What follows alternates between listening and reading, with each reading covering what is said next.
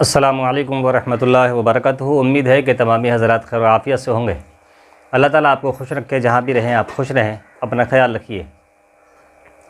अच्छा, एक सिलसिला हमने अतिब्बा के लिए डॉक्टर मोहम्मद ज़ैद साहब UMS उनकी फरमाइश पर जारी किया था। तो उसमें नब्ज़ें बताई थीं इस उंगली की, जो सबसे छोटी उंगली चौथी उंगली है, इसकी अलामाती नब्ज़ें तिब्बे यूनानी की हमने बताई थी। अच्छा, उन नब्ज़ों पर एक आदमी का ये एतराज़ आया था कि हमने जो चौथी उंगली पर सर दर्द सफरावी इसमें सग़ीर और सुलभ बताई थी, जिसमें सर में दर्द सफरावी होगा। अगर चौथी उंगली पर नब्ज़ जो है वो सग़ीर और सुलभ है तो सर दर्द सफरावी होगा। अच्छा, तो उनका एतराज़ ये था इस पर कि जब चौथी उंगली पर दर्द मिलेगा, चौथी उंगली पर ये नब्ज़ मिलेगी, तो ये सौदा की कैसे मिल सकती है? कानून मुफ़रद अदा के एतबार से अगर देखेंगे तो कैसे मिलेगी? चलिए मान लीजिए कि जब छठी नब्ज़ चौथे उंगली पर अगर कहीं नहीं मिल रही है, 6 नंबर नब्ज़ बिल्कुल गहराई में कानून मुफ़रद अदा के मुताबिक मिलती है और वहाँ भी ना मिली, तो फिर एक उंगली पर मिल सकती है जो बिल्कुल चौथी उंगली छोटी उंगली है। तो ये मान लिया जाता है कि आसाबी है, लेकिन ये सफरावी नब्ज़ सौदावी नब्ज़ कैसे होगी? तो अब यहाँ अकल लगाने की बात है, यहाँ ध्यान देने की बात है, और उनका एक जवाब है। ये जवाब ये है कि जब हम उज़लाती गुद्दी नब्ज़ देखते हैं तो वो 4 उंगलियों तक चली जाती है। उज़लाती गुद्दी नब्ज़ अगर 4 उंगलियों तक जा रही है तो क्या चौथी उंगली पर यह हरकत नहीं मिल सकती? क्या वहाँ सफ़रा नहीं हो सकता?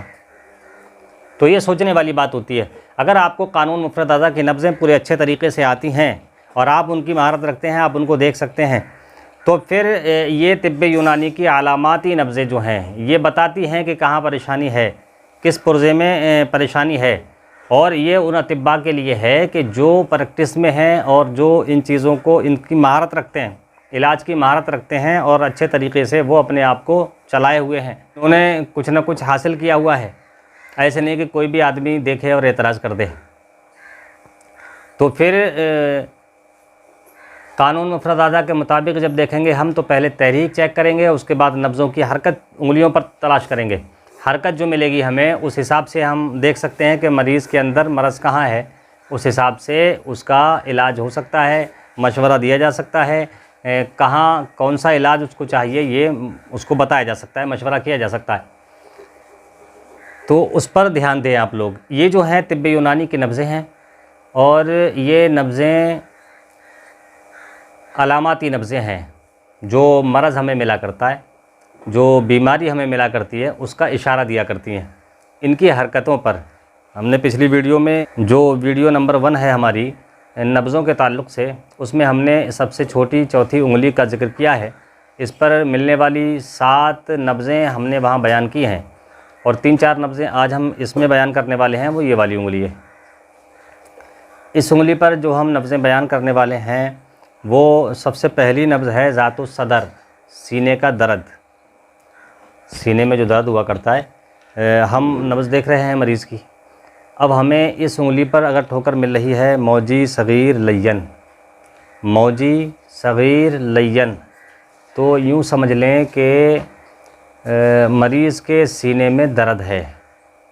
दोनों हाथों में होगी, एक हाथ में भी होगी, तब भी यही समझेंगे क्योंकि ये सीने में दर्द हुआ करता है। तो मौजी सग़ीर लय्यन का मतलब ये है कि मरीज़ के अंदर सर्दी है।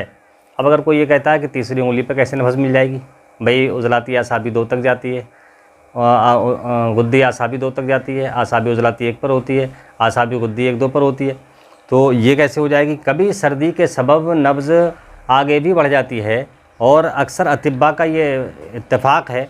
बहरहाल वो तिब्बे यूनानी का मसला है ये, जो कि हम यहाँ तलाश करते हैं। कानून मुफ़रद अदा के मुताबिक नब्ज़ हम देखेंगे तो उसके बाद भी हम इस पर अपनी अलामाती नब्ज़ें तलाश कर सकते हैं। कानून मुफ़रद अदा से हमने मिज़ाज तशख़ीस कर लिया, उसके असरार और रमूज़ देखते हुए उसकी माहियत और हकीकत को पहचान लिया, उसकी गहराई को जान लिया, मरज़ के दर्जात को पहचान लिया। उसके बाद में फिर तिब्बे यूनानी के तौर तरीक़े पर हम अपनी उंगलियों को जाँचेंगे और उंगलियों को जाँचने के बाद में हमें एहसास होगा कि मरीज़ के सीने में दर्द है। अगर इस उंगली पर नब्ज़ मौजी सग़ीर लय्यन ये मिल रही है तो मरीज़ के सीने में दर्द है। ये हो गई एक। अब दूसरा आता है ज़ैक़ुन नफ्स।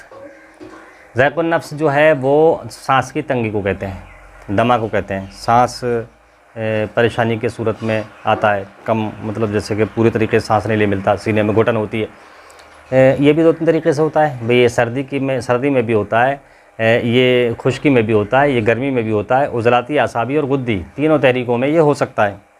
इसीलिए लोग इलाज कामयाब नहीं कर पाते हैं कि वो एक साथ समझकर इलाज कर देते हैं।